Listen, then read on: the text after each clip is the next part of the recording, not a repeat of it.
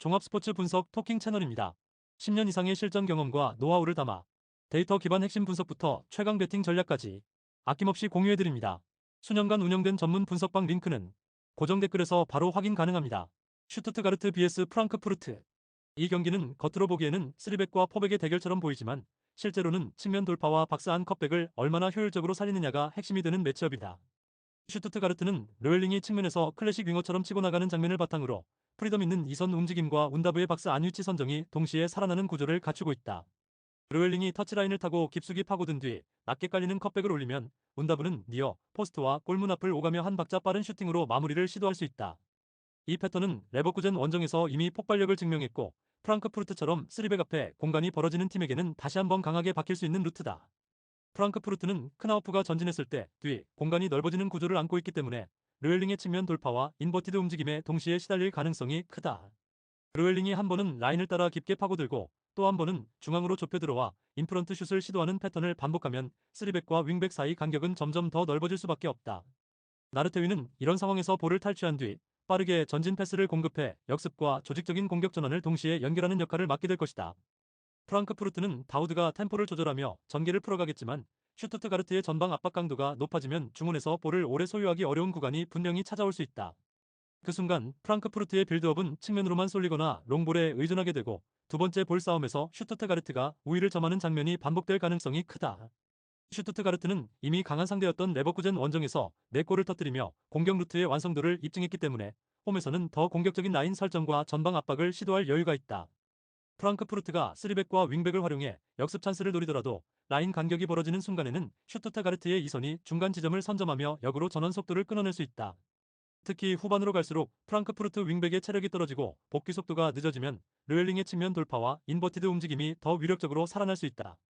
운다브의 박스 안 마무리와 르웰링의 왼발 인프런트 슛이 동시에 위협을 가하는 구조를 감안하면 이 매치업에서 슈투트가르트의 득점 기대값은 상당히 높은 편에 속한다.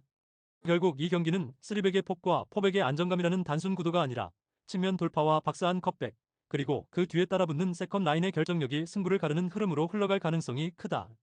그 방향은 최근 공격 퍼포먼스와 홈에서의 템포를 감안할 때 슈투트가르트 쪽으로 자연스럽게 기울어지는 그림이다. 토킹 추천 배팅. 승무패 슈투트가르트 승 강추. 언더오버 오버 추천. 도르트문트 vs 브레멘. 이 경기는 전술적인 틀보다도 박스 주변에서 얼마나 정교하게 2대1 패턴을 풀어내고 오프사이드 라인을 타이밍 좋게 무너뜨리느냐가 승부의 핵심이다. 도르트문트는 기라시를 중심으로 아데예미와 조브 벨링엄이 삼각형 구도를 만들며 박스 근처에서 짧은 원투 패스로 수비 라인을 끌어낸 뒤 뒷공간을 노리는 패턴을 반복한다. 아데예미가 측면에서 안으로 좁혀 들어와 1차 원투 패스를 주고받고 조브 벨링엄이 그 사이 하프 스페이스에서 세컨드 터치를 가져가며 수비 시선을 두 방향으로 쪼개는 장면이 자주 연출된다. 이 과정에서 브레멘 포백이 한 발만 늦게 라인을 끌어올리거나 한 명이라도 타이밍을 맞추지 못하면 오프사이드 트랩이 깨지면서 기라시 혹은 침투에 들어가는 이선에게 완전히 열리는 찬스를 내줄 수 있다. 반면 브레멘은 4-2-3-1로 내려서서 블록을 조이고 수비 성공 후 은진마의 속도와 슈미트의 패스를 활용해 빠른 역습을 노릴 가능성이 높다. 그럼에도 불구하고 도르트문트의 3백은 중원과의 연계를 통해 수비 숫자를 항상 확보하고 들어가기 때문에 브레멘이 역습 한두 번으로 경기 전체의 흐름을 완전히 바꾸기는 쉽지 않은 구도다. 시간이 지날수록 도르트문트의 공격 패턴은 더 다양해지고 윙백까지 포백의 옆과 뒤를 동시에 찌르는 구조로 전개되면서 브레멘 수비의 체력과 집중력을 점차 갉아먹을 것이다.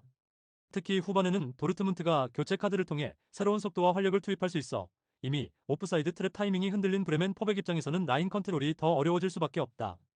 브레멘이 버티는 힘을 보여줄 수는 있겠지만 90분 전체를 놓고 보면 도르트문트의 투톱과 이선의 유기적인 움직임, 그리고 벤치에서 나오는 추가 에너지까지 감안했을 때 수비 진영이 계속해서 압박받는 경기가 될 가능성이 높다. 결국 이 매치는 도르트문트의 공격 루트가 잘 보이면서도 막기 어려운 유형이라는 점, 그리고 브레멘 포백이 라인 유지와 뒷공간 관리에서 완벽하지 못하다는 점이 맞물리며 홈팀 쪽으로 흐름이 기울어질 수밖에 없는 대진이라고 볼 수 있다. 토킹 추천 배팅. 승무패 도르트문트 승 강추. 언더오버 오버 추천. 함부르크 vs 레버쿠젠. 이번 함부르크와 레버쿠젠의 맞대결은 같은 3-4-3 포메이션을 쓰더라도 누가 공을 쥐고 경기를 설계하느냐에 따라 내용이 얼마나 극단적으로 달라질 수 있는지를 보여줄 가능성이 큰 경기다. 함부르크는 기본적으로 수비 안정에 무게를 두고 라인을 내리는 경향이 강하기 때문에 오늘도 초반부터 수비 블록 안에서 시간을 많이 보낼 수밖에 없는 구도가 예상된다. 퀘니히스베르퍼의 스피드와 전방 침투는 분명 위협적이지만 팀이 깊게 내려앉는 시간이 길어질수록 역습 출발거리가 너무 길어져 공격으로 전환하는 에너지가 빠르게 고갈될 수 있다. 중원에서 뢰식 렐레시트가 빌드업을 책임져야 하지만 앞에서 레버쿠젠의 전방 압박이 강하게 들어오면 탈압박 과정에서 실수가 나올 여지도 적지 않다. 반면 레버쿠젠은 알레이스 가르시아를 중심으로 한 전진 패스와 방향 전환을 통해 함부르크의 블록을 좌우로 흔들어 놓고 그 다음 단계로 틸만의 돌파를 투입하는 구조를 가져갈 것이다. 틸만이 측면과 하프 스페이스를 오가며 페네트레이션을 시도하는 순간 함부르크 수비는 자연스럽게 그쪽으로 쏠리고 그 틈을 이용해 반대편 테리어나 이선 자원들이 노마크 찬스를 잡는 장면이 나올 수 있다. 그래서 이 경기는 한 명의 드리블러가 단순히 수비수를 제치는 차원을 넘어 수비 라인의 시선과 간격을 어떻게 왜곡시키느냐가 전술 핵심인 승부라고 볼 수 있다. 함부르크는 실점을 막기 위해 라인을 계속 내리고 수비 숫자를 안쪽에 모으려 하겠지만 그럴수록 알레이스 가르시아의 중거리 패스와 틸만의 컷신이 더 위력적으로 보일 수밖에 없다. 결국 함부르크 입장에서는 경기 내내 수비에 매달리다 전후반 90분이 그대로 흘러갈 가능성이 높고 레버쿠젠 입장에서는 침착하게 패턴을 반복하며 틈이 열리는 타이밍만 기다리면 되는 구도에 가깝다. 전술적인 완성도와 공격 패턴의 다양성, 그리고 에이스가 만들어내는 파생 루트까지 감안하면 경기 흐름은 자연스럽게 레버쿠젠 쪽으로 기울 가능성이 크다. 토킹 추천 배팅. 승무패 함부르크 패 강추. 언더오버 오버 추천. 마인츠오 vs 하이덴하임. 이번 경기는 단순히 포메이션 숫자 싸움이 아니라 선수비 후역습이라는 콘셉트를 얼마나 정교하게 구현할 수 있느냐의 싸움이다. 마인츠는 3백을 축으로 먼저 수비 블록을 단단하게 세운 뒤 라인 앞에서 이재성이 템포를 잡고 방향을 전환해주는 구조가 명확하다. 수비 라인이 상대의 공격을 한번 받아낸 뒤 중원에서 볼을 회수하는 순간 이재성의 첫 터치 방향이 곧 역습의 방향이 된다. 그의 발끝에서 나가는 빠른 전진 패스와 사이드 체인지 패스는 흘러바우와 시브가 뒷공간으로 파고드는 타이밍과 정확히 맞물리며 상대 수비를 한 번에 찢어놓을 수 있다. 이때 흘러바우는 직선적인 침투로 수비 라인을 뒤로 끌어내리고 시브는 하프 스페이스와 측면을 오가며 1.5선에서 두 번째 선택지를 만들어준다. 이 조합이 살아나는 날에는 마인츠는 공을 오래 소유하지 않아도 날카로운 역습만으로 충분히 경기 흐름을 자기 쪽으로 가져올 수 있다. 반면 하이덴하임은 3-4-3 특성상 공격 시 윙백과 윙이 동시에 높게 올라간 상태에서 전환을 맞이하는 경우가 많다. 지부지바제와 레오시엔자가 전방에서 좋은 장면을 만들어낼 수는 있지만 볼을 잃는 순간 도어쉬 혼자 넓은 중원과 전방 사이 공간을 커버해야 하는 부담이 커진다.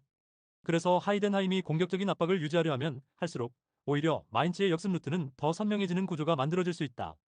특히 마인츠가 초반부터 선수비 후역습 패턴을 성공시키며 하이덴하임의 라인을 몇 번만 찢어놓으면 하이덴하임 수비진은 점점 라인을 내릴 수밖에 없고 그 순간부터는 경기 주도권이 완전히 마인차 쪽으로 넘어갈 가능성이 크다.